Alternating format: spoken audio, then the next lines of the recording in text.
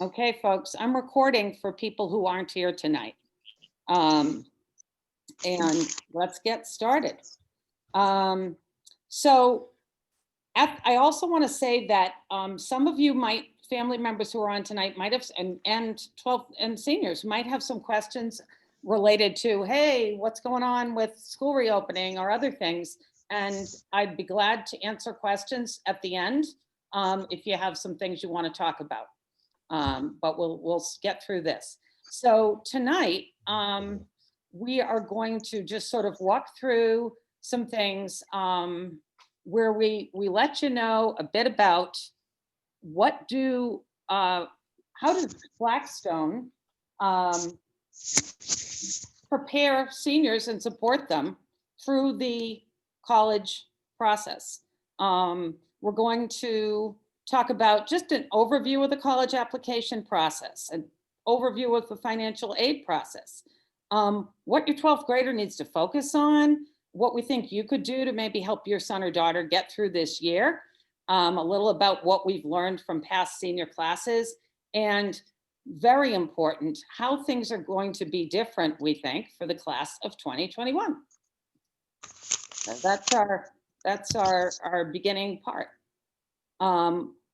What I always like to just start out with is just make sure that people know, even though we're mainly going to address some things that relate to applying to four-year colleges, we really, when we say college or when I say higher education, I mean all different kinds of programs. And know that our graduates have attended all different kinds of programs. So, there's trade schools and certificate programs that might be less than 2 years. They might involve things in the construction industry and labor union apprenticeships. Job Corps is a program that a lot of our students have gone to get more education. We're not going to talk a lot about this, but some students may take a gap year in between high school and college. We don't typically encourage that. COVID has made us think a little different about that, but there are some very structured programs that students can do, like AmeriCorps, and there may be some opportunities that come along that we want you to know about. There's some 2-year associate degree programs, including CCRI, New England Tech. There's other schools that offer 2-year programs. And then, of course, 4-year colleges and universities where you get a bachelor's degree at the end. So those are all our different types of higher education. So we did lots of things in the past, right? We really start talking, I think most of you know, about college and preparing for this, when the students first come through the door. And last year, although we were cut short, in fact, we usually do this presentation in May of junior year. And that wasn't able to happen, but we've been doing a lot of things to get students ready.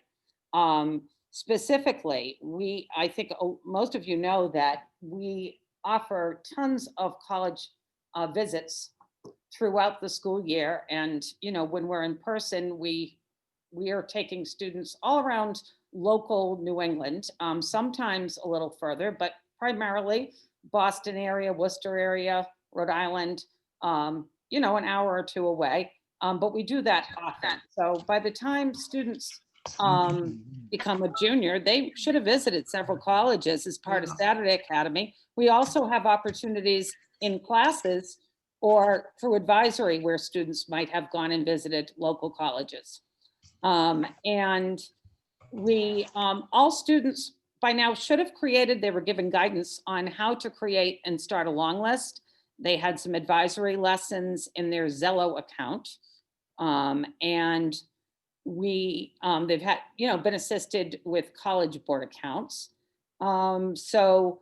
And Diego did work last year with students where they got a lot of information as to how to access virtual college tours and other admissions opportunities, right? Yep, I can jump in there real quick, Yeah, Carolyn. please. So all of the students had access to a virtual college fair document that we put together. There's so many sites, and there seems like there's more and more every week as we go through COVID, that tend to give students the option to visit campuses all over the country. And for the most part, those sites are very similar. But I always encourage the students to get on there and check it out. They all have their own different quirks that make them unique.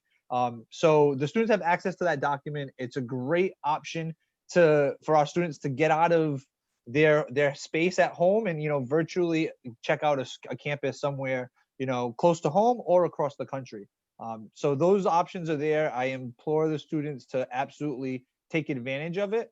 And then in the next slide or so, we'll definitely talk about some more virtual options that are going to come their way. Okay, and the other thing you should know is that when students are doing their portfolios all through their initial 3 years at Blackstone, one of the things we're thinking about is, hey, they're building a lot of material that they can then use in college applications, that they can use for their resume in many different forms. And last year and most years, the juniors actually through their English class have an opportunity to really polish up their resume. And I feel like because we do a lot of presenting at Blackstone, the students do a lot of presenting at Blackstone, and in their classes, at morning meeting, all kinds of ways. And finally, when they present their portfolio, they are really used to talking about themselves and reflecting on work that they do, which is so important. And it's something that most high schools aren't doing enough of. But we find it really helps them when they're applying, that they have spent time kind of knowing themselves pretty well. So you want to talk here, Yeah, Diego? definitely.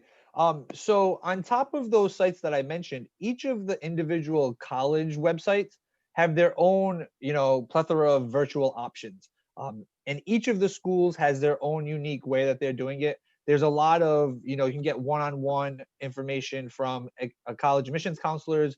You can get advice on your application. You can set up interviews. You can do virtual tours, meet with a dean, time with students, and everything in between. So it's important to jump on those school specific sites as well. As we go to the next slide, Blackstone students have had the great opportunity, Carolyn mentioned our Saturday Academy visit program. Over their 3 years, basically like 2.5, they had over 50 opportunities on Saturdays to get to campuses or vacation weeks. And last year we did something a little unique and new to Blackstone, where we did a great job of getting college admissions counselors to the building. Typically, we do that during C block, during senior sem for just the seniors, but we did open it up to the entire school last year by bringing people in after school. So they had access to about 24 different college admissions counselors physically in our building during that after school time. So it's really great that they've had that opportunity, but we want to make sure that they continue that going forward. So we are working to create our little calendar. We have a few in-person opportunities that will take place during senior seminar. URI is coming tomorrow. We have RIC scheduled soon. Some of our other local schools will take place actually during senior sem. So we have a captive audience, right? The students will be there because they're in class. But what I'm going to ask the parents for your support in is trying to get them to jump online during our Monday flex day, and then also during our after school time. We go to school till 2:45, and the kids have had a lot of screen time by that point, but we're very limited in our access. And the college admission counselors are doing a great job trying to be flexible. And you would think that everybody's at home, it would be that much easier to schedule. And it's actually pretty difficult. I didn't think it would be this difficult. So that's why we haven't put out our official calendar just yet for the Mondays and the after school days. But we have a bunch of our great local schools, including some of the Worcester schools as well. We'll have Assumption in soon, amongst others. So just keep that in mind. Again, parents, that if they have some obligations after school, they might feed you a line about, hey, I got this college admissions counselor I want to meet with, and that there will be some truth to that for sure.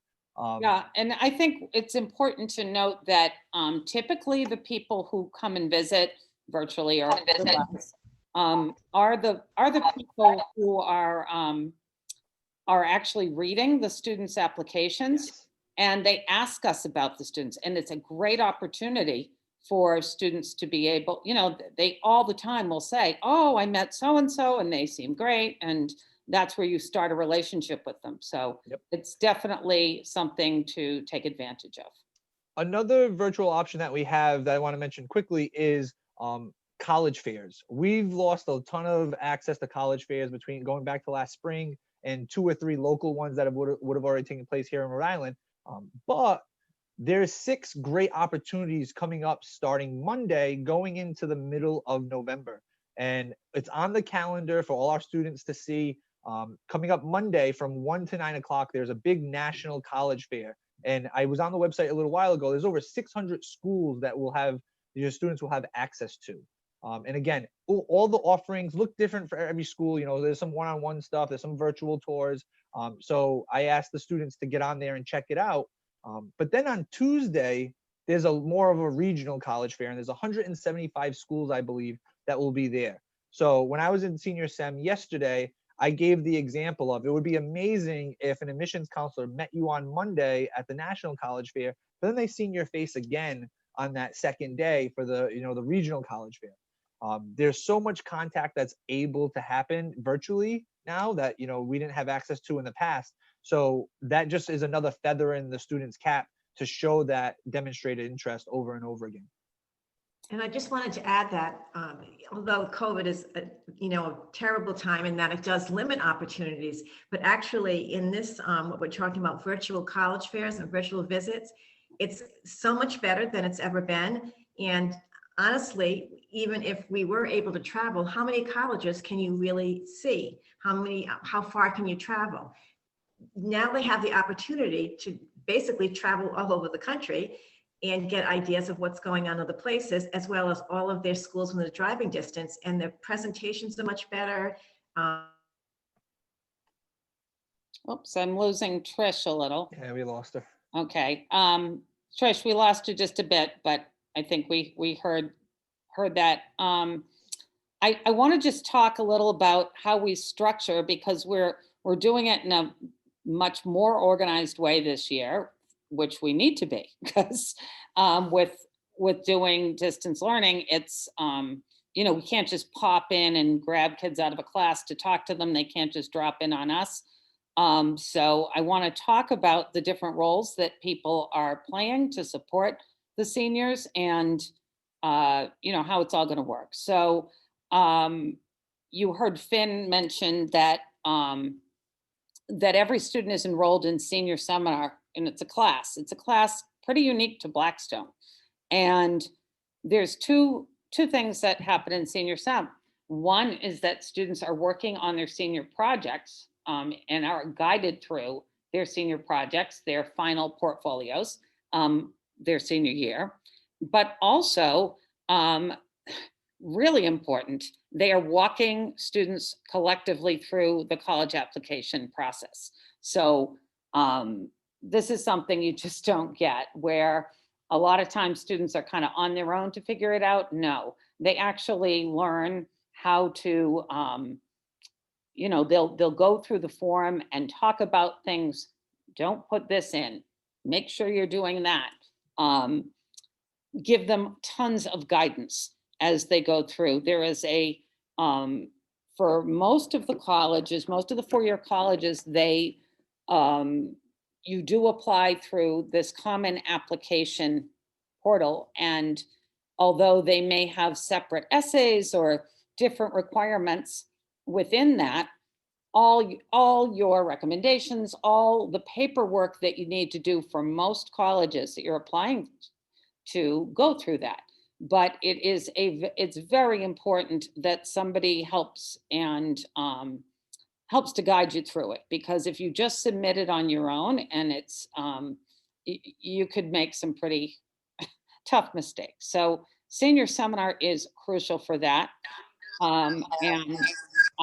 We have folks who have been doing it just a few years, and people who have been doing it since we started. So it's a really important support class. There's also some students are working on other alternative to four-year college applications and their senior sem. So there's a process for that as well.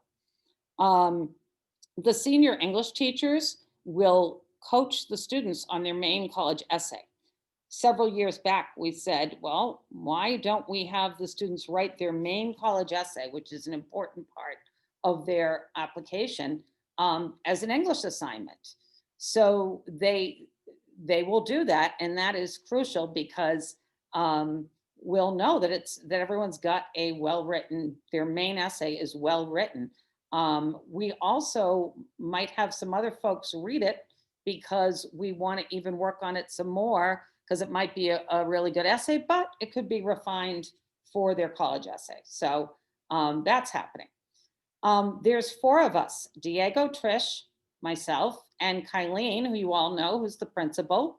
We're all people who have been working on the college access process and coaching seniors.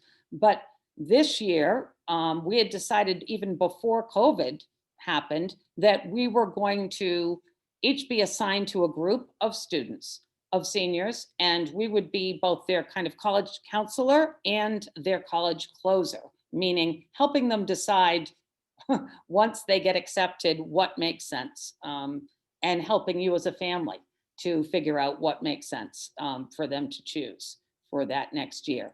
And though we hope that students will talk with lots of people about things related to their to where they should apply and why they should apply, and get all kinds of advice, it's really going to help us to be well organized.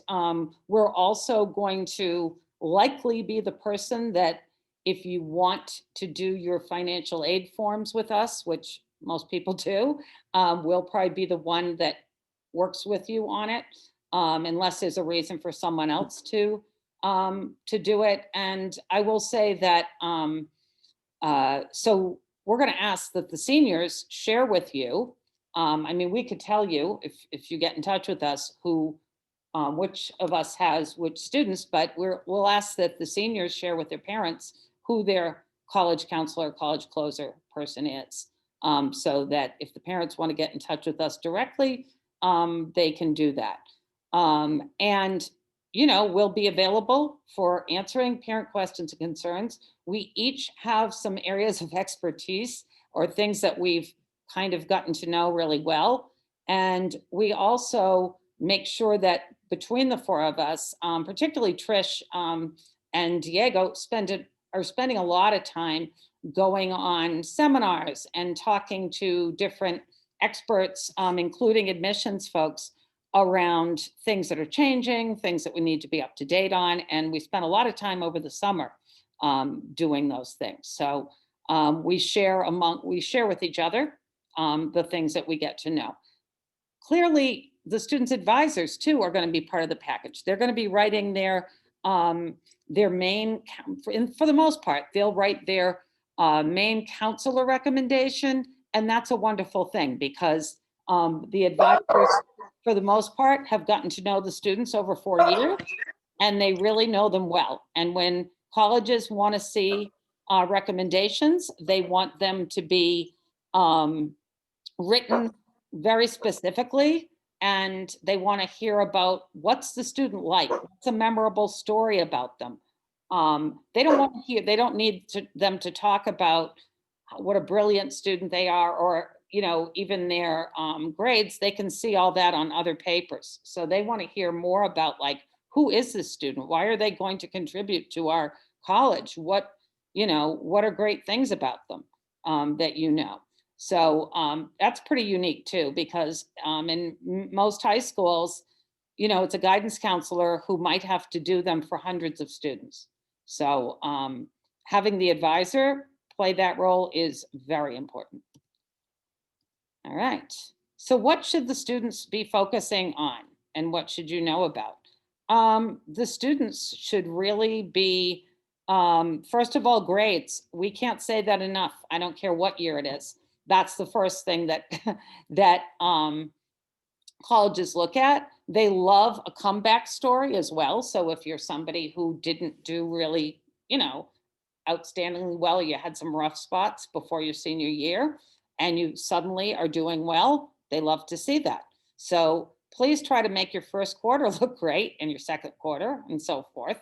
But that is so important. So rather than obsess about where you're applying and all that, make sure that your classes and your grades come first. Carolyn, can I mention quickly? Carolyn mentioned how we have our own kind of specialties. I have a lot of communication with the college admissions counselors, and more so than ever, quarter one grades are that much more important. We have all these other opportunities that are afforded to us, but grades in quarter one, especially related to everything with COVID, it's going to matter so much more. Our progress reports are coming out in a few days, so you'll see where you stand, and that just know that you have another month or so before final grades for quarter one are going to be due. So really refocus, take your time and energy and use it well towards your academics. If we have to put some other long list or some other stuff on the back burner, have that conversation with your advisor or your senior sem teacher to make sure they're in the know, because again, those grades are number 1, 2, and 3 as we go through this. The other thing is the students are going to, most students, we make sure that most students have taken the minimum requirements for any four-year colleges. Some students may say, hey, I want to do a little more lightweight in math, and that might mean that there's some programs or schools that won't take them, or, you know, or hey, I didn't take a third year of the same language. And that doesn't mean you can't get in someplace, but it, you know, it could make some differences here or there. But all along the way, their advisors have been taking a look at this. But before, you know, I think pretty much around now is when the advisors are looking at their transcripts with the advisees and saying, hey, is this all right? Do we see anything that doesn't make sense? The students need to make sure if you took a summer school class or you took, you know, whatever it was, that everything's accurate before things go out. And the other thing is, you know, you're going to continue to deeply research colleges and participate in all these events that Diego's talking about as you can. When I say deeply research, I mean not just like doing a Google and seeing what comes up about the college, but actually going to their website. We'll be recommending some other sites where you can compare certain information. But you really, when I say deeply research, you want to figure out, like, it doesn't matter what the name of that school is. What is it about that college that they have for you that appeals to you or might appeal to you? And have you even done the research to find out if your favorite extracurricular activity happens at that school? Those kind of things are really important. And you'll probably end up writing some mini essays about those things. So we hope you will do that. And senior seminar class will help the students organize their recommendations and make sure that, because for many students, some students may only need one teacher recommendation in addition to their advisor recommendation or college counselor recommendation. But some may need two, depending on where they're applying.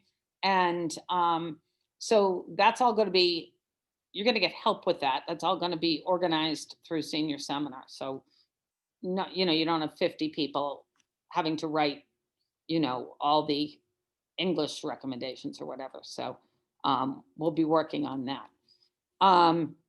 Big thing that we just want to make sure students are doing is figure out your own organizational system for keeping track of tasks and deadlines.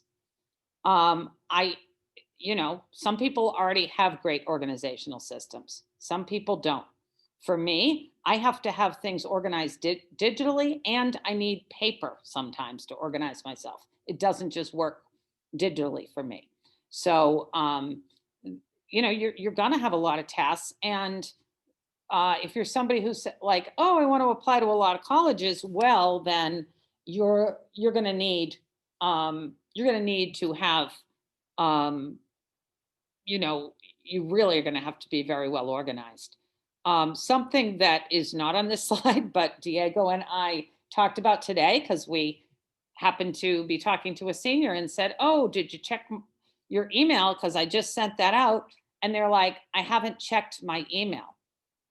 And we sort of, our chins drop because if you're a senior and you're not checking your email every day, we're not quite sure how this is going to work for you. So please, we know your email may get clogged up, but I promise you it's not as clogged up as mine. This is, you're going to be getting feedback on things and forms from different colleges and from different, there's a lot of paper and emailing and whatnot to deal with in this process. And you don't want to find an email 3 weeks later telling you that something was due. It's made a difference in people being able to get different scholarship, money, whatever for the college, different opportunities or not. If you miss a crucial email and you're filling out the paperwork like really late. So please try to start that habit. That's so important. I know that you'll be doing in English, you'll be brainstorming college essay topics, and that's a whole, we're not going to get into that, but there's a whole art and science and strategy around how to do that, and we're going to help students with that. The other thing is, if you do have some colleges that you already know, you're pretty sure you want to apply to, when students go into the common application, or even at the college's website, they can usually see if there's other essays that they want them to write. And many colleges do have them. And the advantage, although it's another task for you to do, it also is another opportunity to show yourself off, right? Because you might have a lot of things you want to talk about yourself, and the supplemental essay can help you do it. Another supplemental essay that often comes out is a college will ask, why Harvard? Why Bryant? Why Roger Williams? They want to know that you've done some research around their college or university, and you've figured out what is great about that college that applies to you.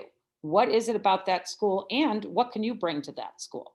They don't want you to repeat back that they've got, oh yeah, some general statement like, oh, you're a small liberal arts college and I know that I'll be comfortable. They really want you to look a little deeper and look into, okay, maybe there's some major, maybe there's some program that they have that's very unique to them. Find something that you can look at, but start looking at those things. It's not too early. And then throughout your senior year, you can continue to build your kind of college resume by working, interning, starting your senior project, all those things, online learning opportunities. You can do all of that. Carolyn, can I add something to that? Mm-hmm. So as far as building your resume, what the colleges really look for and love is not the amount of things you have done, but how continuing doing something that you found that you love. A perfect example would be maybe you started tutoring a student and you stayed with that student for 4 years. They love to see that you continue going on, because when students have a resume that has tons of things, it's kind of saying, well, how can you do all of that and do it well? So if you're on this presentation now of just the parent, and you know something that your kid or you as a student really likes, see if you can even build on that more this year. Yeah, that's terrific. My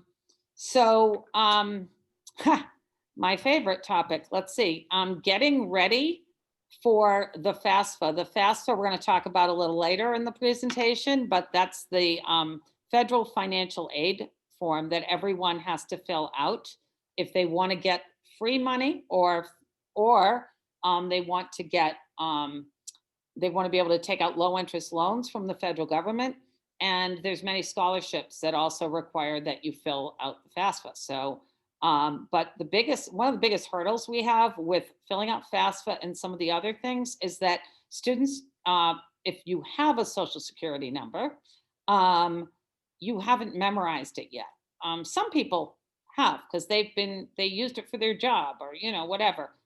try to make sure you learn it. Like if this weekend, it's a long weekend, you have time to go ask your parent where your social security number is. Typically it's even going to be on listed on their taxes every year. But you may have the card, and if you don't, you might want to get it.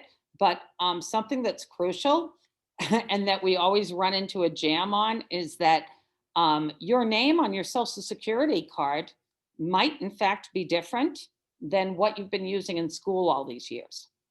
We're going to need that to match, hopefully.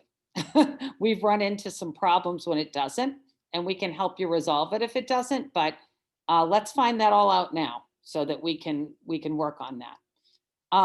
Also, some of you guys you worked this year, you worked last year, and you're going to get some questions about your income. And they're going to say, like, how much did you make as a student last year? And how much do you think you're making this year? Sometimes people don't save their little stub. So you might want to work on that, like sort of even estimating how much you made in your own job. And they're looking for, by the way, the calendar year. So they'd be asking about either January 2019 to December 2019 or January 2020 to December 2020. So just a couple of things for students to start thinking about without getting into great detail about. We've got some special things that we want to say about admissions for the class of 2021.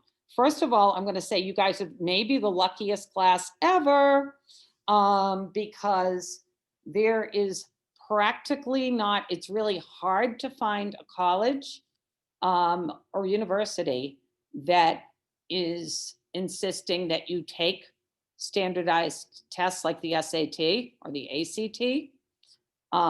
We have advised our seniors that if you don't think that you have a chance of doing pretty well on the test, we don't even think you need to take it. And we're giving you that advice because we've been on lots of webinars and info sessions, and this is the feedback we're getting. And everyone's kind of in the same boat. We do have some students that we think might do pretty well on them, and they're going to take it. But it's rarely anyhow the main reason why somebody accepts you. What that's going to mean though is that every college and university is going to be really reading everything else about you and looking at that much closer. Some of the big universities that always used SATs sometimes had cutoffs, or we would say to you, look, you're 200 points off, of where they want someone to be. And we'd say you might, we don't think you should apply. What it's also going to do, it's going to be a little harder for them and even for us to say, will you likely get in to one of these schools? Because nobody's ever done this before. The Ivy League colleges, for instance, have never ever been SAT optional, and they're going to be this year. They probably we'll see what happens down the road. We can't predict what they'll do in the future. Boston University was one of the first universities that came out saying you didn't have to submit your SATs. And they have been a school that we kind of knew had a secret cutoff of scores. And so some students who we thought might be good matches there didn't even apply because we knew that would not get them there. So it's going to be very interesting in terms of how that looks. I want people to know that, you will not be penalized because either right now or in the spring and summer, you weren't able to complete some of the activities that you plan to do, or that some of the opportunities that you definitely would have done. We have some students, I don't know if any of them are on this call, but some students that were going to be competing in a national urban debate competition, and they didn't get to go. And they might have won it, right? That's, it's sad, but I think everyone's kind of in this same boat. Same with sports. So, so I think you really need to look at what are the things that you did do previously, and what are the opportunities that you took advantage of, even when you were on lockdown and you couldn't leave your house. What were some things you were thinking about? Now, what are some things? We have tons of information we've been giving students about volunteer and other opportunities that they can do virtually. So that's something you want to be able to talk about, but know that everyone's going to be in the same boat. Do Trish and Diego want to share some things? Well, I just think as Carolyn said, I've been on a lot of Zooms with the college level, and several colleges from this area, which our kids apply to, and they are committed to looking at the holistic view of your child without the test scores.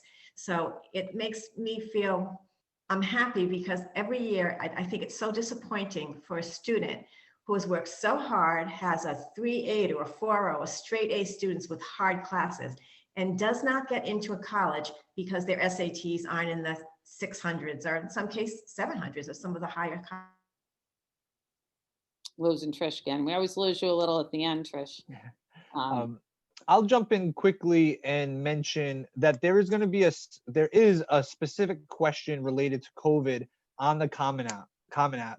And this is where families will describe whatever hardship that they've gone through, or the opportunities that were lost. And, like Carolyn mentioned earlier, there's so much that could have taken place in the spring and throughout the summer. I mean, even now in the fall, that, we've lost those opportunities. So schools are going to honor those commitments that didn't take place. So when we are meeting as a college counselor or with your advisor, senior SEM teacher, it's important to have that conversation about what you would have done, because that can definitely have a positive impact on your application. Yeah, I mean, there's certain things like you couldn't play football this fall, right? So, I mean, those are some pretty important things. There's also going to be, there is on the, not on the federal financial aid form, but there's some other financial aid forms. And I think on your applications, if your family was impacted financially because of COVID-19, and obviously lots of people were and still are, that's something they're going to want to know about. So we'll talk a little about that in a minute, but that's important for them to know as well. And even if your family, somebody was sick, all kinds of things. It's important that we let the colleges, and we will be letting the colleges know that the students at Blackstone were living in communities, and still are, that are kind of what you consider red zones. They're, it's just not safe to be in-person learning right now. In full classes and things like that, because the numbers are too high. I just looked at yesterday, reviewed the numbers for the 3 cities, and Pawtucket had been doing pretty well, but the last 2 weeks, Pawtucket's back in the red zone, and Central Falls and Providence have been for several weeks. So there are some people applying to college where they are no longer on quarantine, and they are much less, lots of things are going to change during the course of the year, but it's important that they know that you have been in a pretty limited situation in terms of being able to be out and about. This is just, again, I think that Diego talked plenty about all these virtual tours, interviews, and info sessions. But the main thing I want to just remind people, or tell people if they don't know this already, is that the more the college hears from you, if you think you're interested in that college, the better, without being a pain in the neck, right?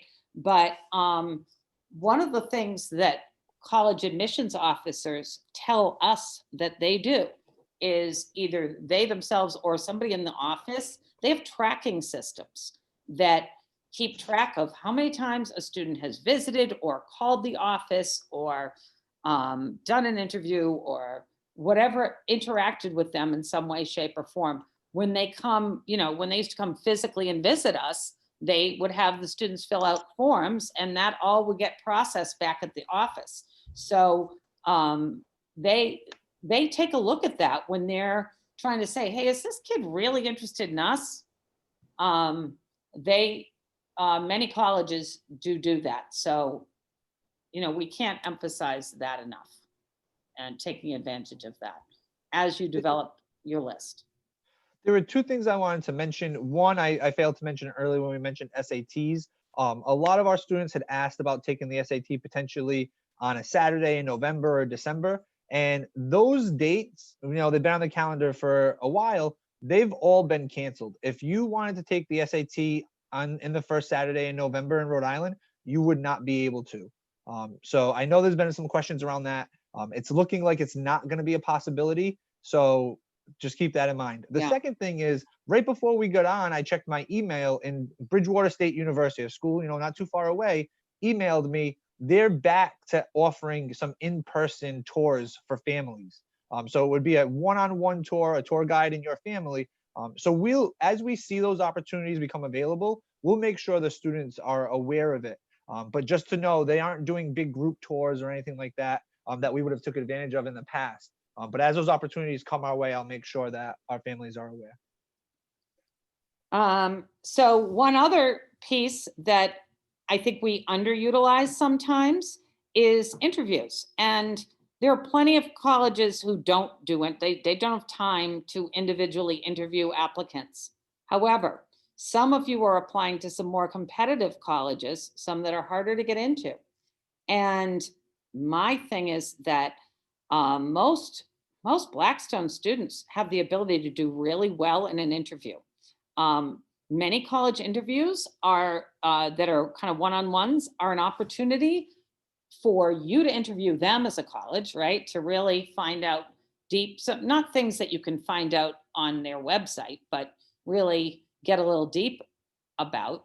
But it's also an opportunity for you to talk about yourself and why you think you might fit in really well there. And if you and some of the schools, we will talk to you when we meet with you individually about your lists, but often those interviews are only offered, I don't know how they'll do it this year, but many only offer them through December. They only have so much time for that. I have definitely seen a trend with some of the more competitive schools that students are getting in if they take the time to do the interview. So we'll talk more about that for those of you who that is an option for, but it really can make a difference if you're able to do that. Okay, most of the college applications for four-year schools are due between December 15th and February 15th. Occasionally, you might be applying to a particular program. Diego is nursing and engineering at URI still December 1st. I believe so, yes. Yeah. So, and we're going to talk to you about also, hey, we think you should apply to that major that way. I mean, there's some reasons to do some things or not.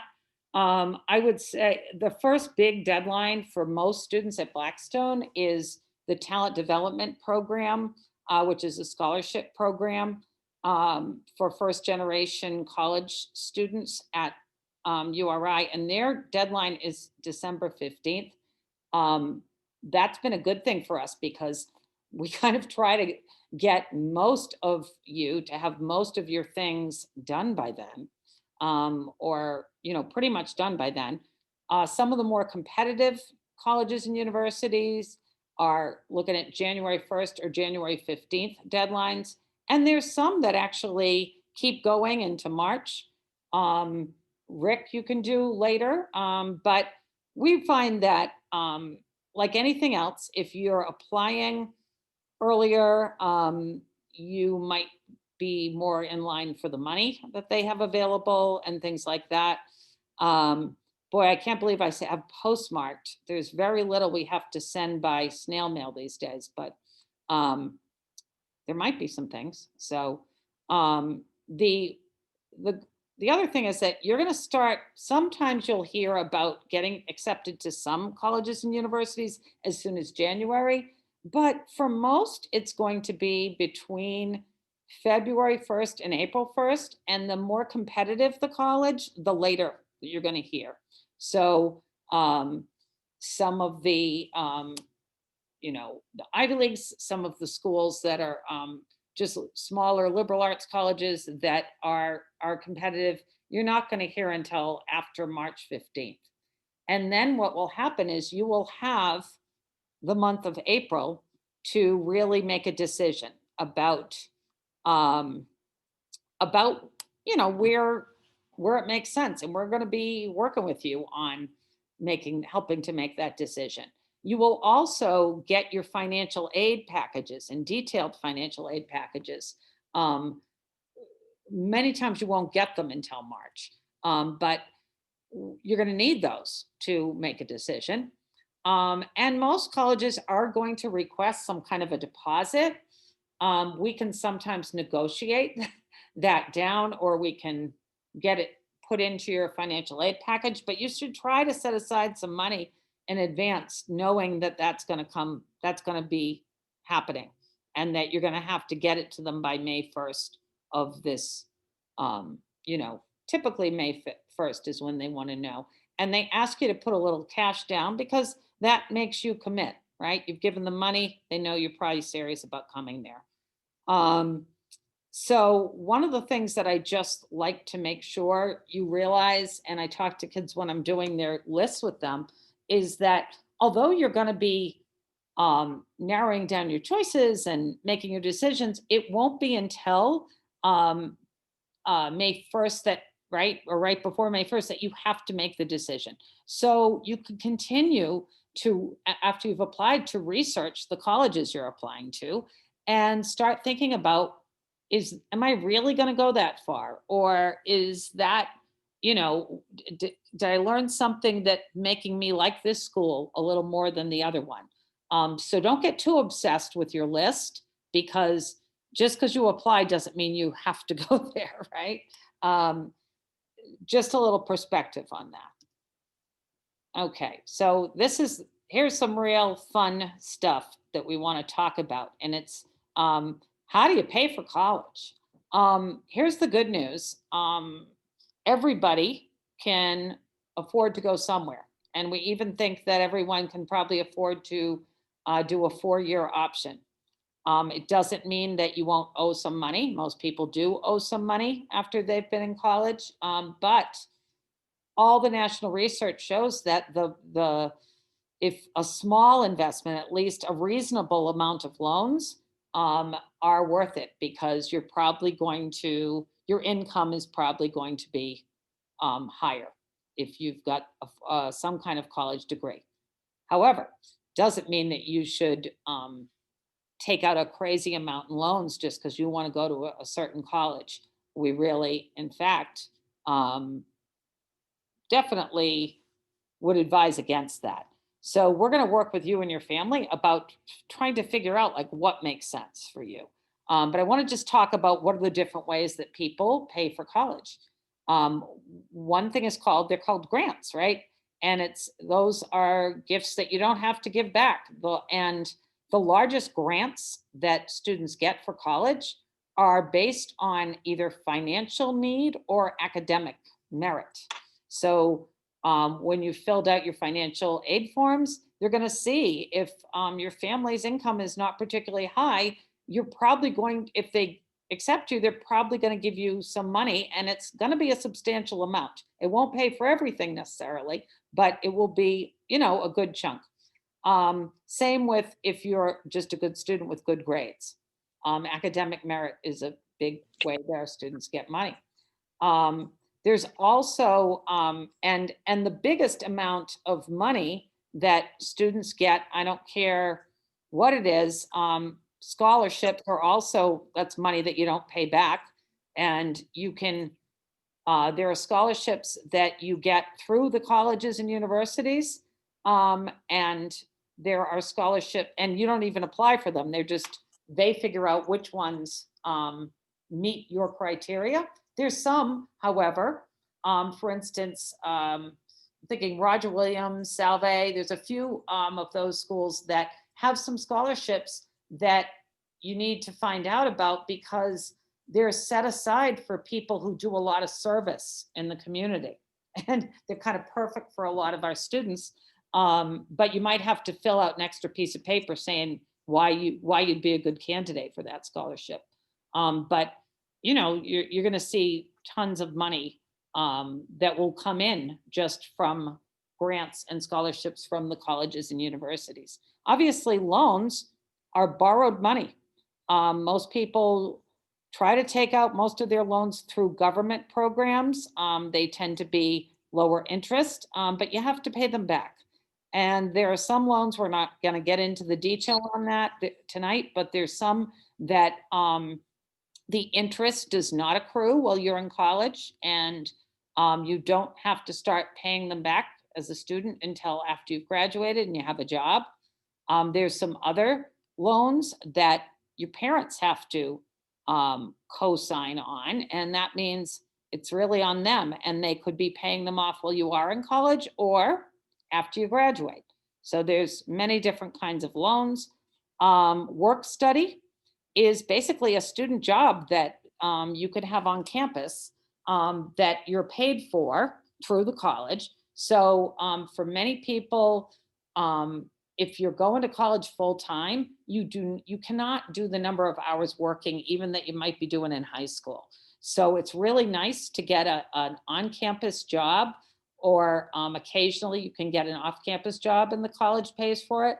But it's money that you tend to use for your needs, through being able to buy stuff, just basic supplies for yourself. And it's not a huge amount of money, but it will help, and it might help you some with books and materials for class, but you're probably not going to use it to pay a lot of your bill for college.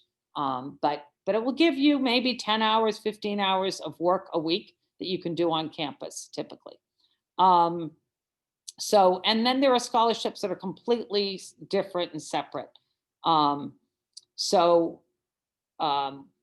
That's just goes through basically the different kinds of aid. Okay.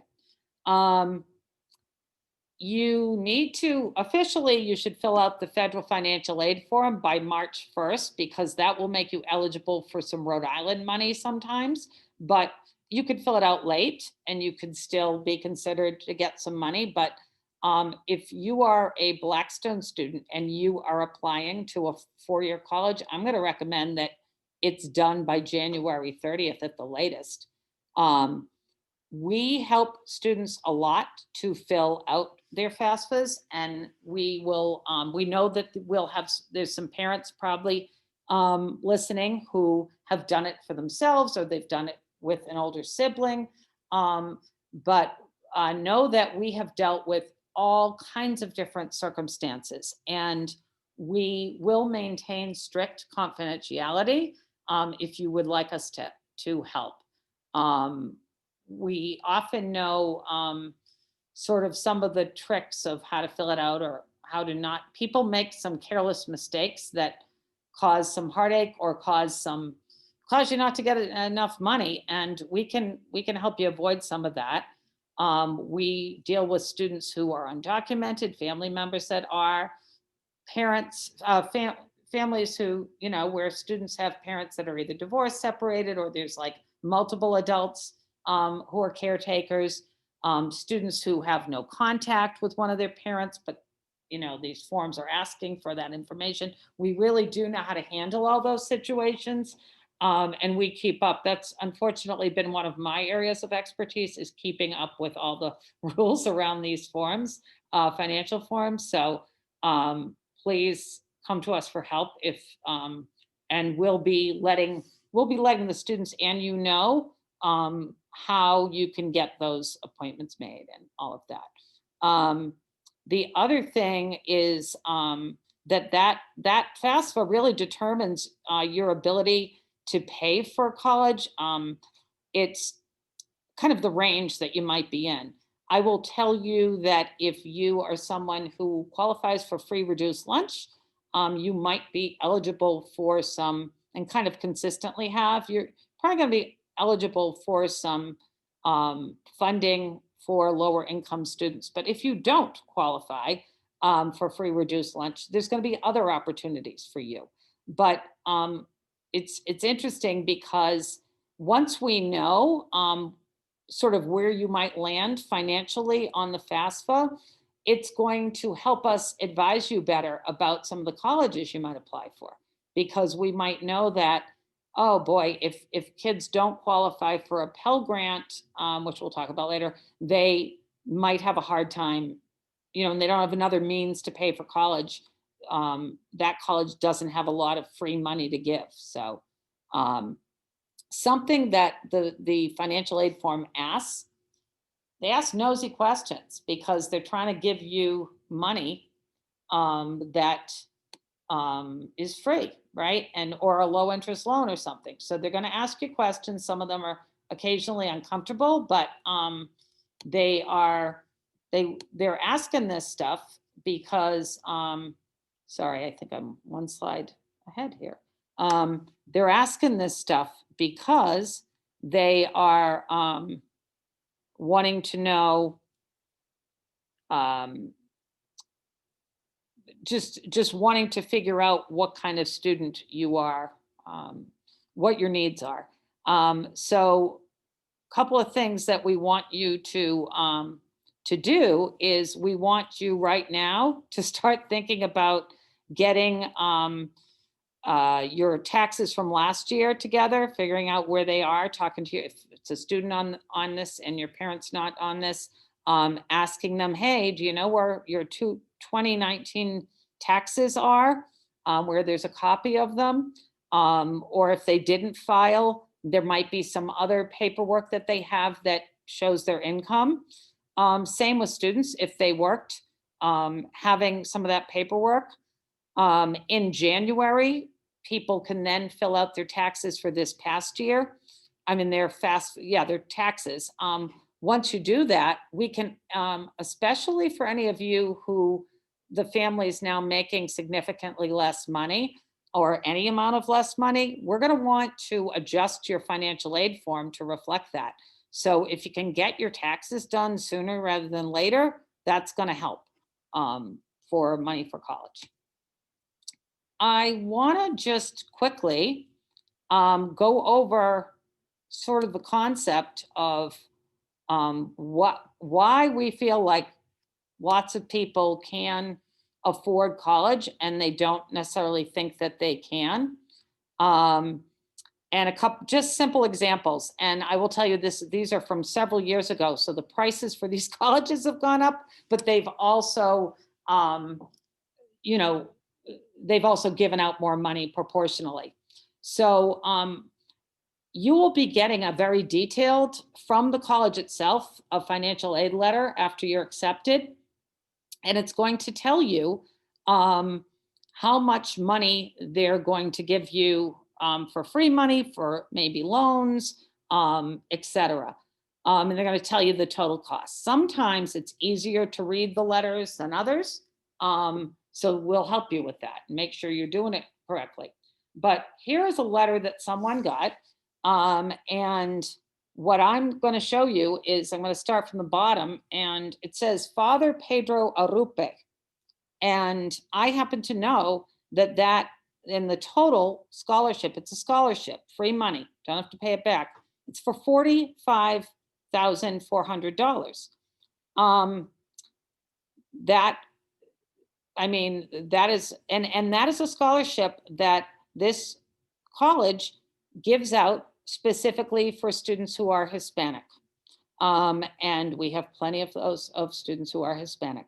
So if I know that there's a student who's going to apply to this particular school, I'm going to say, hey, you might be able to get this big Pedro Arupe scholarship, and it's big, and that's going to pay for tons. The other thing I'm going to point to is this number here. It's 5580 federal Pell Grant. At the time, that was the maximum Pell Grant. If you are somebody whose income is on the lower side, you might qualify now for over $6,000 of free money a year. And when the colleges see that, they're going to start really looking at where else can they get some money, because they're going to know you really need it. You might only get $1,200 of a Pell Grant, but if you do qualify for any part of a Pell Grant, chances are the colleges are going to give you some more money. There's also something called federal SEOG, and that's kind of money that the colleges have a little federal money, grant money, just to make your package a little bit better because they know you need it. And that tells me when I see that they really want you, right? And then finally, you see the work study amount. They're guaranteeing, it's not a lot, but they're guaranteeing that you can make at least that much through work study at their school. And then you're going to see that Stafford loan. That's one of the federal loans that we talk about. That so here's what we do. What we do is we add up for you, and we help you figure out how to add up how much is the tuition and room and board. When I say room and board, if you live on campus, that means your dorm room and your meal plan, which they're going to probably make you have as a freshman, right? And then we say, how much of this money that they're talking about is free money, I call it, the grants and scholarships. You don't have to pay it back. And boy, a lot of it in this case. The gap is $4,400. That's not much. And we can see that we know that every college freshman in the country is eligible for up to $5,500 of guaranteed student loans, and most students need to take them out. This person was pretty lucky because they didn't even have to take that out. And by the way, this is for 1 year. This college now probably costs $62,000 for everything, at least, I would say, $65,000. But you would see that Father Pedro Urupe scholarship and some of these other numbers go up proportionally. So this is a perfect example of, if you're a really good student, there are colleges out there, or, a pretty decent student, there are colleges out there that are very expensive to go to, but that you can go to, and you're not going to have to do much in loans, and you're not even going to have to bother your parents much for money. They're going to make it pretty affordable. They also often will offer payment plans for that if family can help out a little, and you can do a little bit a month. They'll work some things out with you. But that's one example. That's a good financial aid package. We've had people even do better than that, but that's a really good one. That's not what everybody gets. Another example that I like to pull up is a not great financial aid package from a private college. In this case, this college also cost about the same as that other one. But you will see, and person got a good Pell Grant, and there's a scholarship for $20,000. That looks like a lot of money, right? But when it really comes down to it, the free money is only $26,000. So the gap is another $26,000 and change. We would say to the person, I don't think so. Probably not a good idea, right? Unless you happen to have that kind of money and for 4 years stashed away. So you're going to get some, you're going to see some of this. And this particular college is one that is said to us, we really don't have that much strong financial aid money. We can only do so much.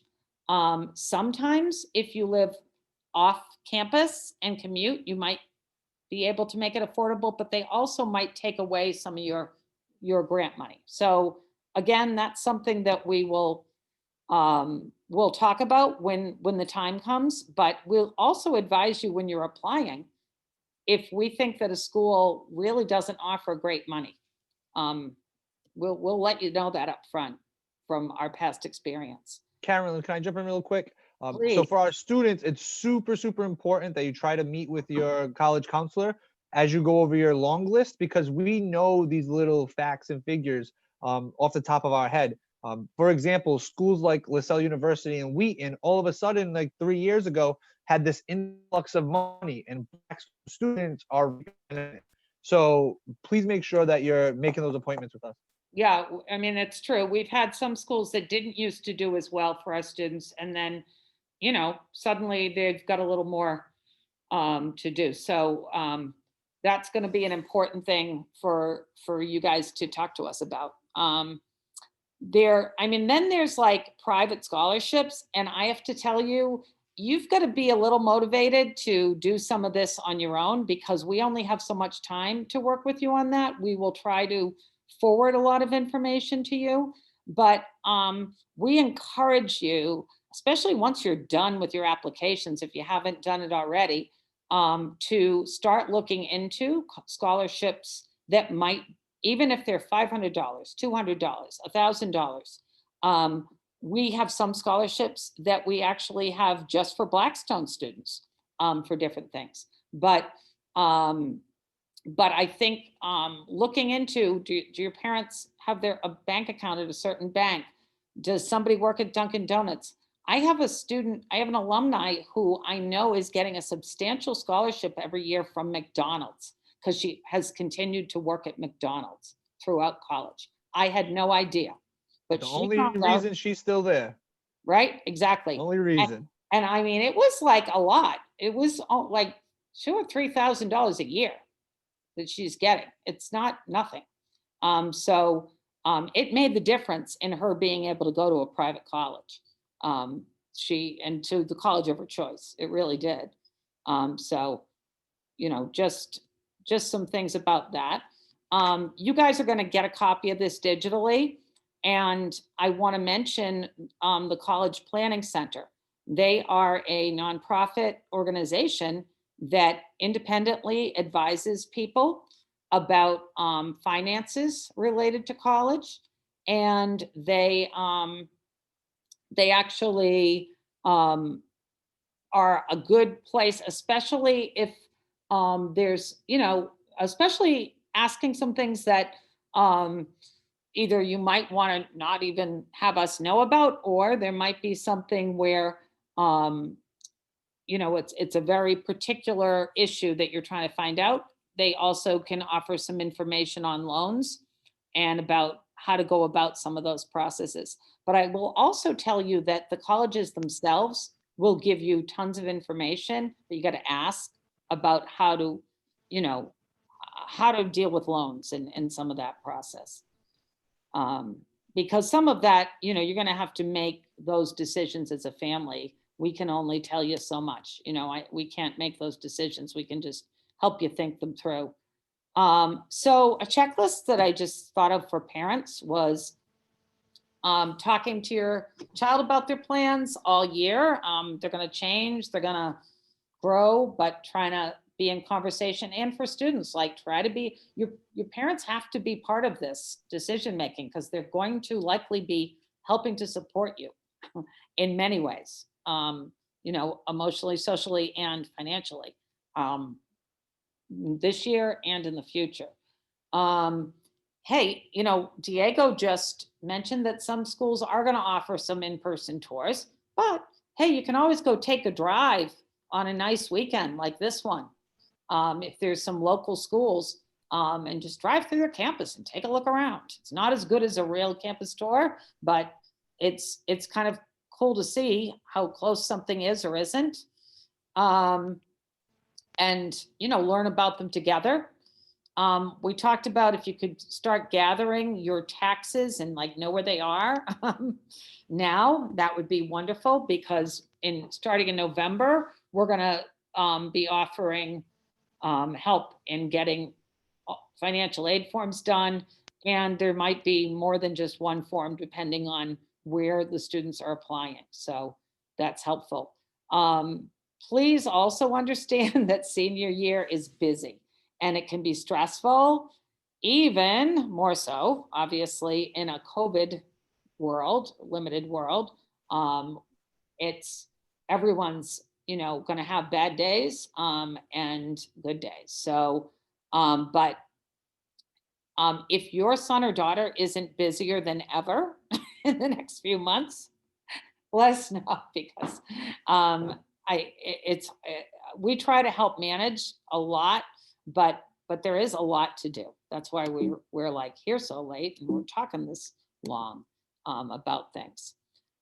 So just some lessons for senior year from past seniors, because one of the reasons we've been able to do pretty well with college admissions, and I will tell you that our students have gotten into, I mean, we've gotten into all the most wonderful colleges and universities or types in the country. Nothing has held them back being a Blackstone student. Students have done very well with admissions. But here are some of the things that we know. If you're not already taking challenging classes or doing something that makes you stand out, figure it out, folks. They really like to see that you're involved and you don't just have like a light load. So even if you weren't able to take something in the advanced course network in the fall, you might want to mention in your application, you might want to plan on taking something in the spring and be able to talk about that. They're really going to want to see that. See that you've taken, for you, what you consider the most challenging or enjoyable classes, as opposed to the least amount of work possible, right? We hope anyway you wouldn't flunk any classes, including electives, but there are some big consequences of doing that your senior year that don't happen other years. You will hear from the University of Rhode Island. Your application is going right in the no pile if you flunk a class your first quarter. I don't care if it's a class that's, some elective or CIP that's, not that important to you. It's any class that's just their way. And that will stink because you can get some pretty affordable packages to go to University of Rhode Island. So you don't want to, you want to look your best. I also want to mention that for our students, advisory and CIPs count in this. If you have an FN advisory or your keyboarding class, for example, or art, they will take notice of that. Yeah, you just don't need to flunk anything. So you're going to have a lot of passwords and things like that you're going to need to keep in a safe place and have them accessible. You're going to end up becoming an expert at filling out forms. And it's not always fun, but it's just part of the thing, right? Try to stay organized, right? It's easier said than done. But again, start thinking about it.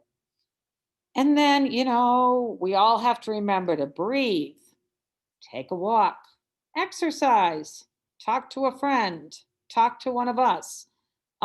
Do something when you're having some of those high stress or you're overwhelmed in this process and other things going on this year, give yourself a break, because it is a lot. It's a lot any senior year. And you've got plenty of people to support you. Just remember that. And you will do it better if you take a break when you need to, but then get back into it. And finally, everyone is different, right? And everyone has a very special story to tell. If Doc were on this right now, he would say there's college for everyone, right? That's something that is absolutely the case. We can find a place that probably is a great match for you. It might be a school you've never heard of. Be open-minded. And also know that there's students we had a lot of students because of COVID that weren't thinking about CCRI and decided to start there this year. Even last minute, they decided to do that. It only made sense to them.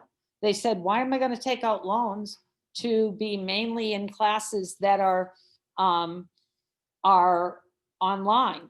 I think, if I can't be on campus, or I might not be able to, I think that I might start at CCRI. We had a lot more students do that in the past, but it's also an affordable, easy way to do college.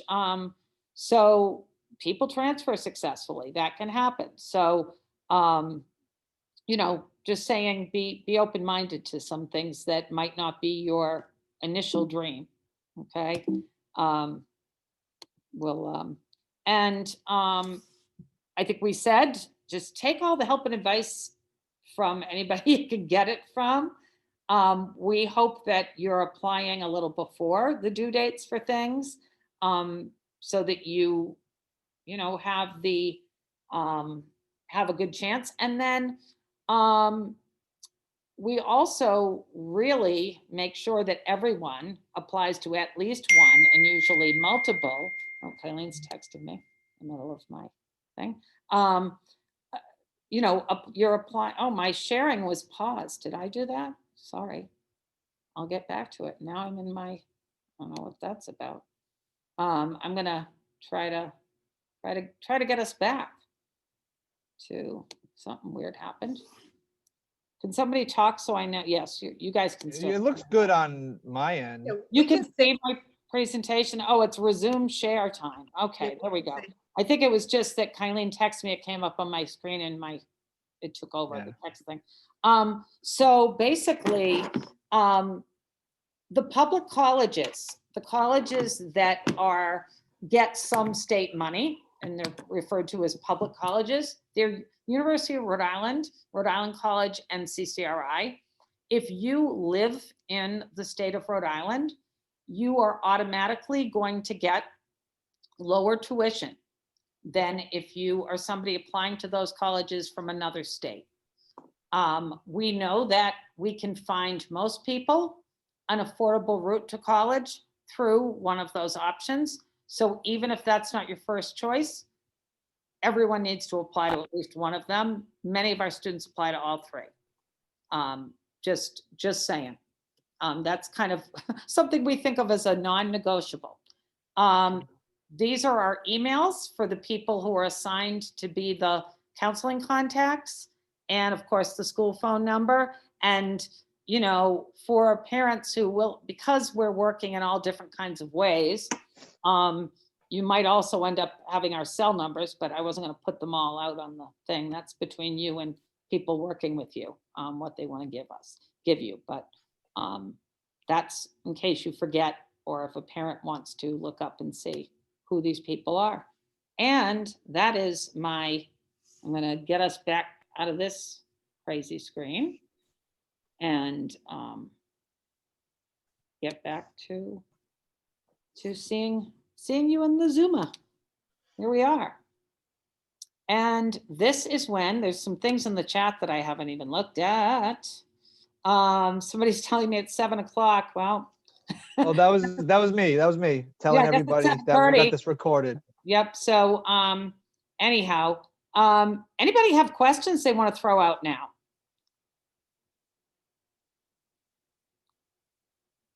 And you're going to have to unmic yourself, which if you're not used to doing that, there's a little microphone that you just click on at the bottom of your screen usually, and that will allow you to speak. Hi, Carolyn. Hi. This is David. My name's Hi, David. Michael's dad. I'm just, you've been doing a wonderful job, you, Diego, Trish, and everyone else. I enjoyed the session. I just want to know, I've been getting some mails, some solicitation from colleges, and I've been notifying him on that. And should we go ahead and just go through the process? We've actually have some invitation for some virtual tour of a college in New Hampshire. And should we just proceed with that? Yeah, I mean, here's the thing. That's great. A lot of the students will get mail. Sometimes it's based when they took the PSAT even, and they maybe filled out some interest. Sometimes they get mail just that way. Sometimes they've filled out something, I don't know. But I think that it doesn't hurt if you're able to go on a tour or learn more about a college, or you get something on a school that you want to learn more about. Yeah, do it. And I think the only thing that we're going to advise is that students don't, make all their, we're going to help guide them through their application process. Well, I'm not going to, but in senior seminar, they're going to. And so, the more you can explore on your own and you have time to do with your student, the better. It's great. Okay, thank you. It's great. Who else? Somebody?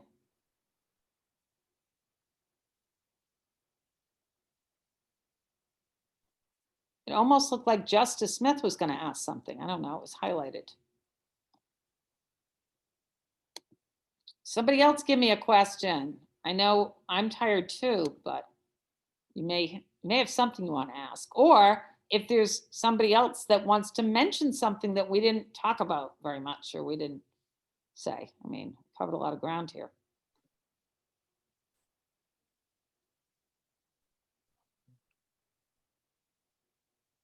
All right, big silence. Silence. Hi. Hi, it's either Owen or who was it? No, who's talking here? Somebody tried to speak. Sorry, I tried to. This is Cheryl Owen's mom. Hi, Cheryl. Hi, Cheryl. I recognize Cheryl. We've got you at the dinner table, so I won't put the video on. But I'm wondering, is there anything we need to know about or anything? Is there anything to know about the college application fees? I might have missed that. Oh, what a great Is there anything question. you can tell us about that? Yeah. That we completely didn't say. Here's the good news. Because our school is primarily a school that most of the students qualify for free reduced lunch, most of your college application fees will not exist. Yep. Which is really big, as you know, because if they did, they could be $60 a school or more. And a lot of schools have gotten away from big fees because they are trying to encourage more people to apply, or people that maybe wouldn't be. So for the most part, the application part is not costing you money. However, there might be some circumstances where we're going to say to a student, you know what, if you go over a certain number, and you have to fill out a certain form, there's a fee. But the other thing is, like, we'll talk about it with each student. We don't want people applying to 20 colleges just to apply. And so a lot of times kids are like, oh, it's free, so I'll just do it. And we want to make sure that your applications are quality. So that's a bit. I'm trying to think of anything we've had to have students spend money on. I can't think of anybody that's had to pay an application fee in the last like 3 years. Yeah. And if it was because somebody had applied to 18, 19, 20 colleges, some large number like Crazy. that. Through College Board, students get waivers. There's other forms and waivers that we can get. So there shouldn't be a reason why anybody would have to pay. Yeah, a lot of times we can even call the college and say, hey, can you give us a waiver? Some of the tech schools and things like that can be a little hard, but mostly we can get a waiver. Great question. Who else? Trish, you have anything you want to add? Carolyn, hi. Hi, David. Yeah, it's me again. Listen, are we going to get notified of which students will be assigned to which college counselor? Yeah, we're going to figure out a way to get you that information. We want your students should almost, do they know you completely, Diego? They do. Mike, David, Mike's working with me.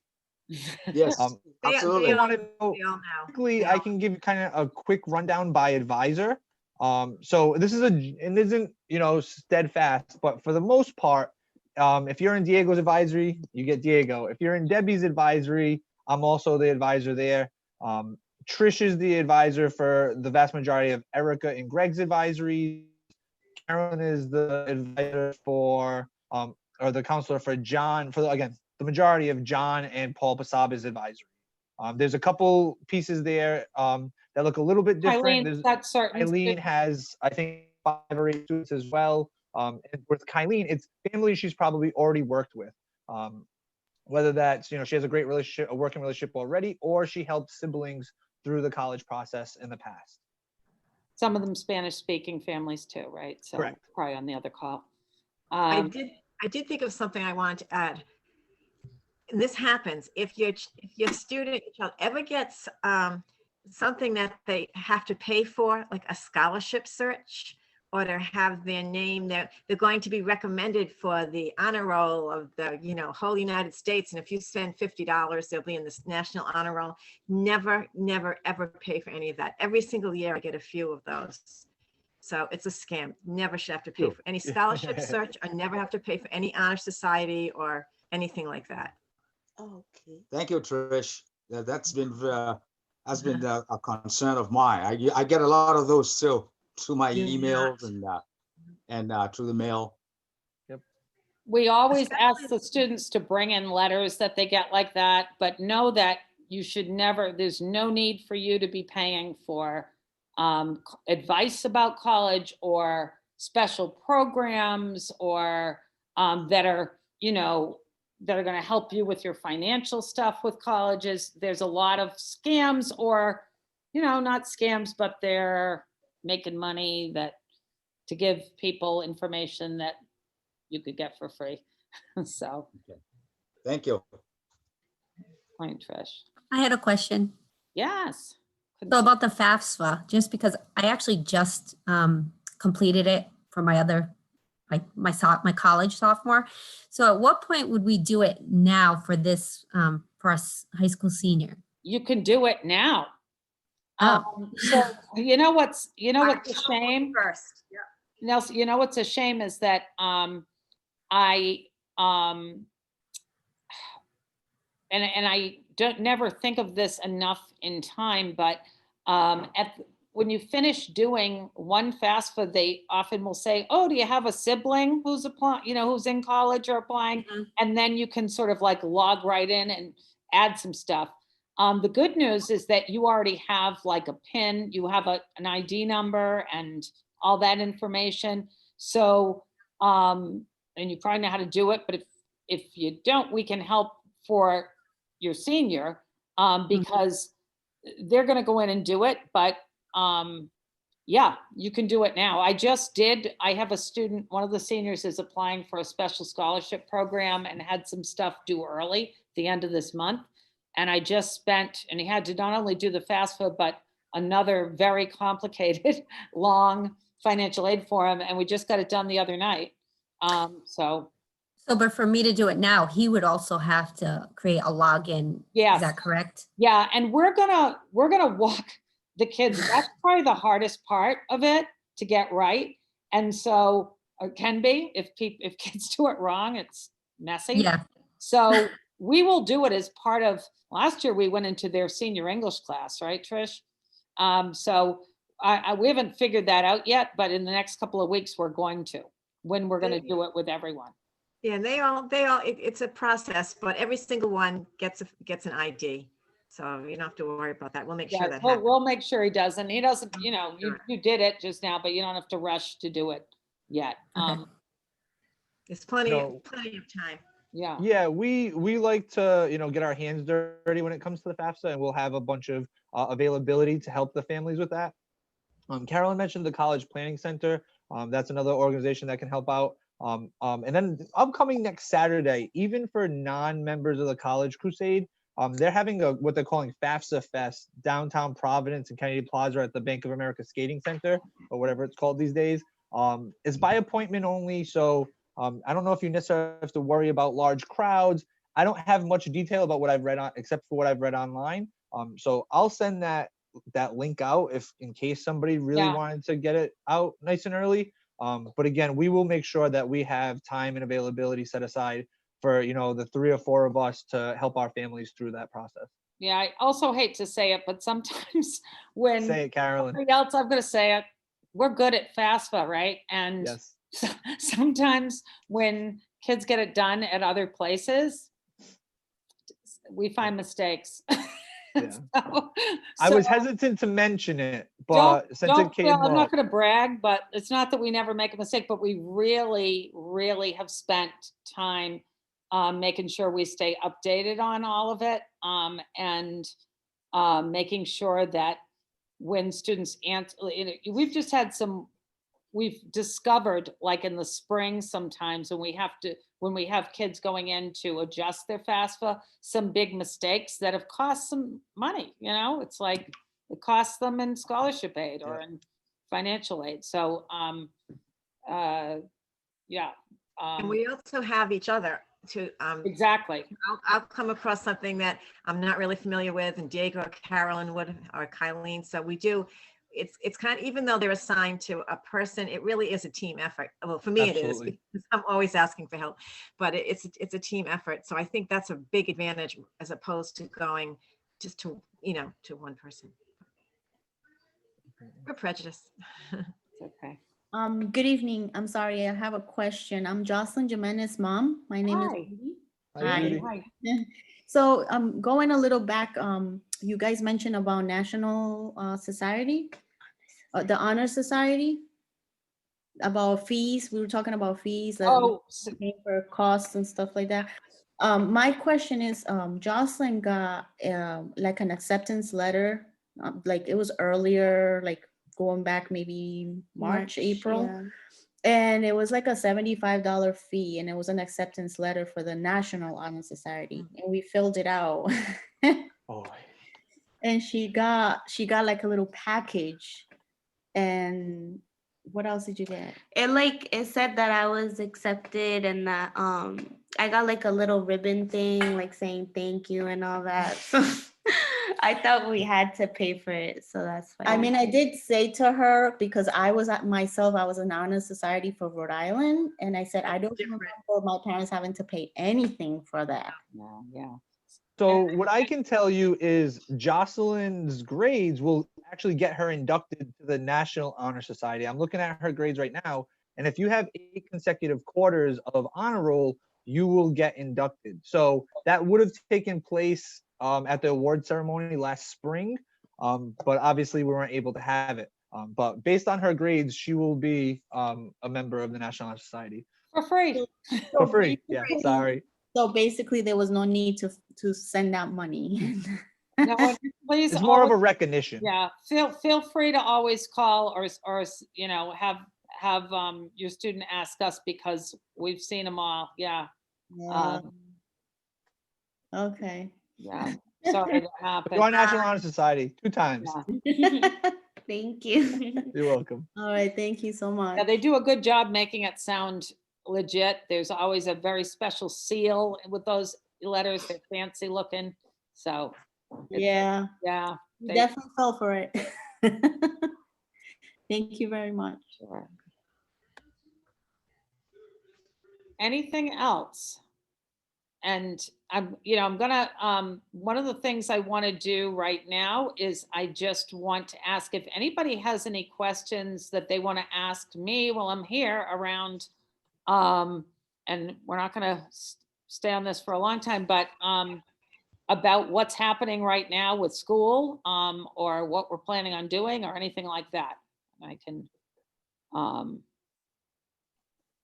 I can give a little summary on that or. Yeah, I mean, the obvious question is, how much longer are we gonna need to be remote? Right, that's right. So let me try to address the obvious question, right?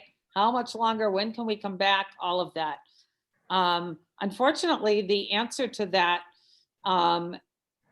really, if families were on the call that Kylene and I did this summer, one of the things that we said is that we have a commitment first to safety here. And unfortunately, right now, all 3 cities are in a zone that makes, despite some confusing things you might hear from the governor's office, for high schools, where students are, have more adult-sized bodies and, you know, breathe similar to adults and whatnot. It's, we're not feeling that it is super, very safe to have many students in person learning. We desperately want students here in person learning. But we need to see some evidence that the communities that everyone's living in are starting to see the numbers decrease. What we have been doing is we have had 20 to 30 students a day on Tuesdays through Fridays that really need extra help, have been coming in for 1 or 2 of those days.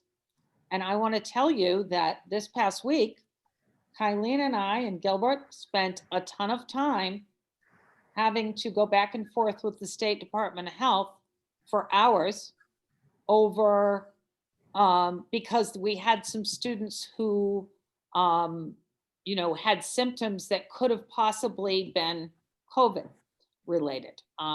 We have had some students test positive, but not students who are coming here on a regular basis, but the Department of Health tells us about it.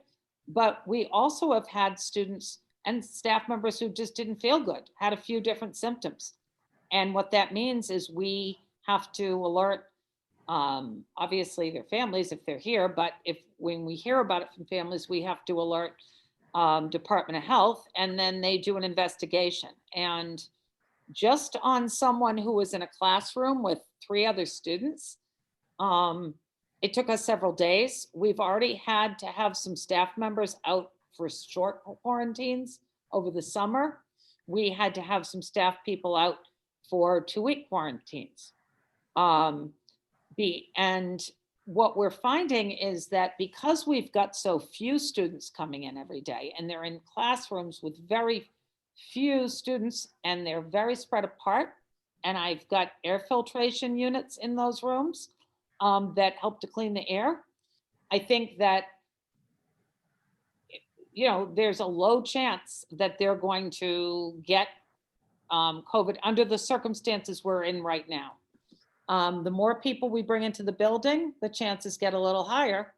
And what I will tell you is that I've been feeling lately like I'm less afraid. I am afraid of anyone getting COVID. I would never want to see that happen. But what I'm really afraid of, and what I'm seeing evidence of, is that the state system is not quite in place for testing and things like that, in a way that gives me confidence that we would not have tons of disruption if we brought more people back in person right now. Because, as it were, even last night I had to call some families and tell them that they might not be able to have their students come in because we were waiting test results from somebody who had been with them the week before, and we had just found out. That's going to happen on an increased level the more we're doing it. So what we're trying to find, and I also think it's different. You know, our students, I would love them here, but and you probably don't want them at home alone if you're working. It's not ideal, but it's better than if you've got a young child, right, at home alone. We also have we have many teachers and staff members who have students who are working, who are at home learning. So and Diego's one of them. But teachers who are teaching full-time for us and have their students, you know, their own kids, little kids home with them while they're teaching, and they're learning online. So we know that there's also, there's some problems. We only have so many backup staff, right? And so one of the things that we talked a lot with our faculty and staff about is, you know, yeah, what's going to work better for you? Do you want, you know, you want to take certain chances, or can we try to get as good as we can get at virtual learning, so that we can so that we can do better than we did with it last year. And I know the schedule that was designed was very intentionally different than it was last spring. We had some grant money and we were able to pay the teachers throughout the summer to plan like crazy. And Paul Pasab is on the line. He's our major tech expert, so that Paul was able to do some things to make the experience as good as we can get it. And we're still working on that. But those were the choices we made. So as of right now, we're going to want to see that the cities that we serve have multiple weeks, more than two, at least two, where the numbers are not at 100 cases, are not over 100 cases per 100,000 people in the population. That is a piece of data that the governor and the Department of Health have set up. And it's kind of like, if your city is over that number, you're kind of in the red zone. You're in means that the spread in the community is at an unacceptable level to have a lot of people together inside safely. That's where we're at right now. We've got to get out of there a little bit before we can consider. That doesn't mean we're not going to try some things, like Paul Pasaber again was here with his advisory, or most of his advisory came in. Diego was here with a lot of his advisory last Monday. So we're going to try to get kids in so we can see them in other ways. But we're limited, and we are seeing a lot of chaos. We're hearing about a lot of chaos from schools and some of our colleagues that have opened with a little more in person because they're having to suddenly, whole groups of students have to go on remote learning after they're here for 2 days, and faculty members and staff. So that's my very simple answer. It's not it's not a definitive thing, and I'd love to, in smaller groups or in privately, whatever, talk to you more about it and your ideas about it and your thoughts about it. We want to hear from you about what you're seeing that's going well, what's not going so well. And we can do a special session just for seniors, parents about this topic.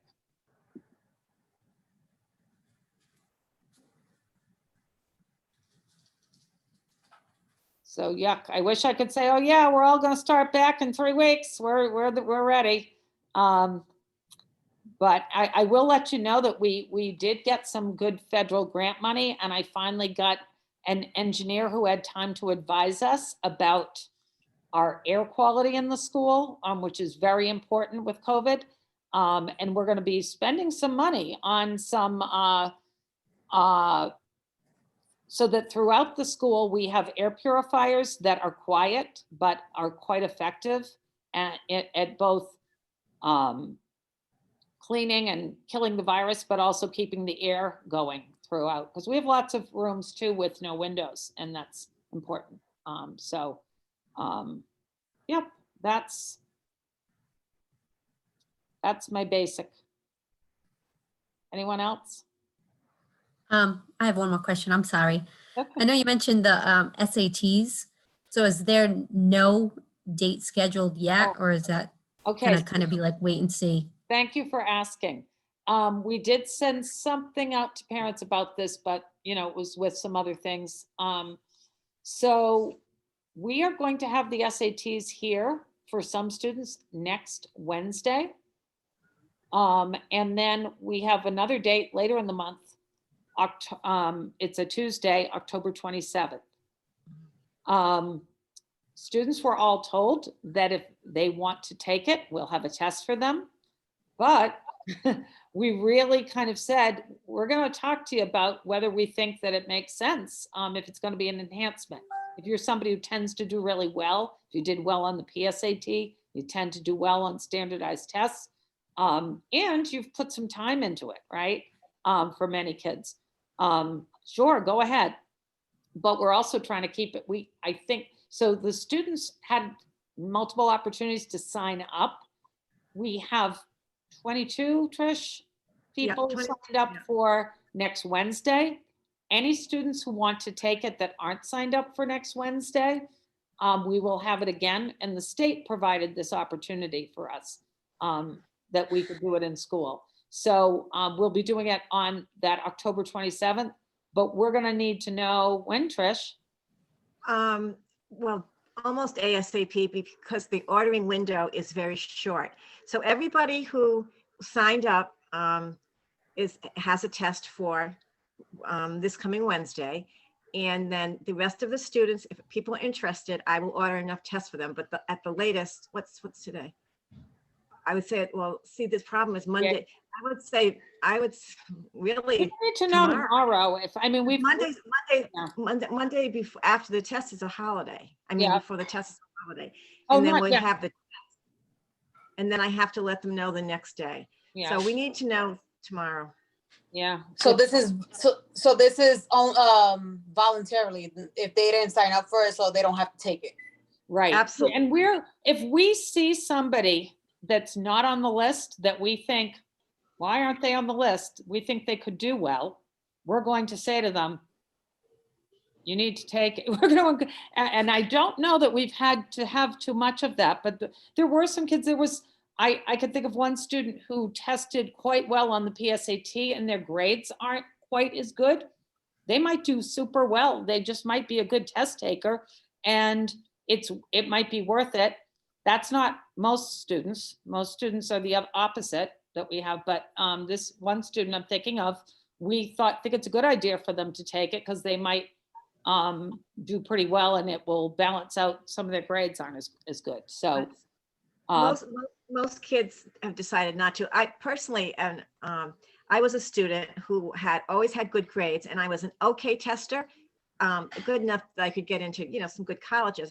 But my SATs weren't going to get me into that next level, so I was better off relying on my good, strong grades. And I don't know if you agree, Diego and Carolyn, but that sort of fits the majority of our students. We have some excellent many excellent students, and sometimes have been held back by an average SAT. So there's no advantage because the colleges look at the grades first. That's what they want, the highest grades. And we need to focus on that unless we think the student's going to go in and get like a 650, something like that. And we're just in this unique opportunity this year where like kids kind of have a choice. So being, strategic is a word I'm using a lot this year. Around this entire process is going to be huge. So definitely lean on the counselors for some support in that, for sure. yeah. And feel free, like you can call the school tomorrow. I'm going to be around. If you're worried because you're like, oh, my kid maybe didn't sign up and they should maybe, and we can talk you through what we're thinking. So is that Wow. the SAT, was it open for juniors to take or No. not yet? No, No. only seniors only. Yeah. And Okay. that's it. Yeah. Yeah, this was a very unusual year, and I have to say, these kids are lucky. They're, don't know if it will ever happen again, but we will. The state test is now the PSAT and SAT, and so in the spring, if things are safe for people to be in mass taking those tests, then we will be giving them for our juniors and our 10th graders. Okay. So the juniors will have them in April if it's safe, but that's the same for anywhere. They Everywhere. will be in April, and there will not be any charge. It's a state test. They won't have to pay. And the juniors will have the PSATs in January, I think we said. If If maybe. Yeah. Yeah. Maybe it's a I mean, practice. if it's safe, yes, they will have the PSATs in January. I have a little more leeway. I don't have to order those until December, so we have time to look and see how that goes. But not this next route. Okay, so I am going to wrap things up because everyone has been more than generous with their time. Boy, 2 hours on this Zoom. But I'm really glad to see everyone and to be able to, you know, lay this out. It's a lot of information to take in one sitting. Again, please call the school and or email us, and we can talk to you. You know, about your very specific questions and things that come up along the way. But I really just want to thank everyone for coming and being here. And It's nice to see faces. yeah, it really is. I've been dying to see some parents. Yeah. I haven't talked to Great. any of you since the summer. So please stay in touch and don't be afraid to, get in touch with us. Bye. Good night, everyone. Have a good night. Good night, Carolyn. Thank you Good night. very much. Thank you. Trish, Diego, Thank Take you. care. good job. Thank you. Thank you. Thanks Good for night. coming. Carolyn, Yes. my advisee, Elianis, is actually on the call still, and I just wanted to ask a question that kind of relates to something she asked me. Sure. I Um, so she's a part of that like Road to College. Oh, Road program. to College. Yes. And she said that one of the tasks for this month was to do the CSS profile, and so she wanted to make sure that like FAFSA. So Did they say CSS profile too? Because I know that Uh, Quincy had asked me about FAFSA. The kids are Oh, worried because I'm not sure. there's a $45, you know, they get paid for doing these tasks. So the kids are like, I want my Yeah. $45.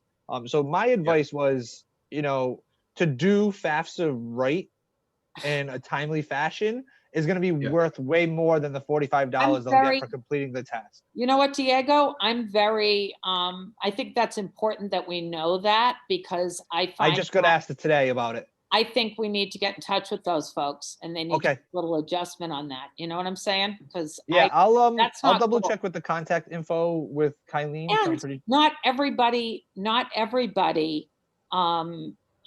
has to do the CSS profile. So that's a very extensive form. You only have to do that if you're applying to certain colleges. So yeah. that's, I thought that's what she said. Elianis, sorry, was CSS that you'd said or FAFSA? It was for FAFSA. They wanted us to fill it out Okay. before the month ended. Oh, it was FAFSA. Sorry before about the that. end of October, and they're going to give you an extra $45. Yeah. Yeah, I'm gonna have a little chatty poo with whoever that might be. I don't know. Yeah. They should at least give you the first 2 months because so that it's done well. But And it was good for somebody to bring it up because that was completely way off my radar Right. about Road to College. you know, the other thing, Diego, I gotta look at how many kids that is because It's about 22. we're not getting that's not, so. Yeah. All right. Yeah, that's, we'll work on that. Yeah, that my Thank advice would be to hold off and we'll Yeah. put the dedication into it to make sure it's going to be worth thousands of dollars, not just $45. Yeah, Makes a lot of sense. thank you for letting us know that though. It's important. Definitely. Okay, I'm getting out of here because I gotta drive home. Yeah, So- I'm starving. All right. All If anybody- right. I'm in my basement, so if anybody else has any questions, I'm willing to stick around. I don't know if I can keep, well, I'll just walk with my computer out of here. so. Hey, Going once, twice. let's shut it down. Sold. All right. Have a great you. evening, everybody.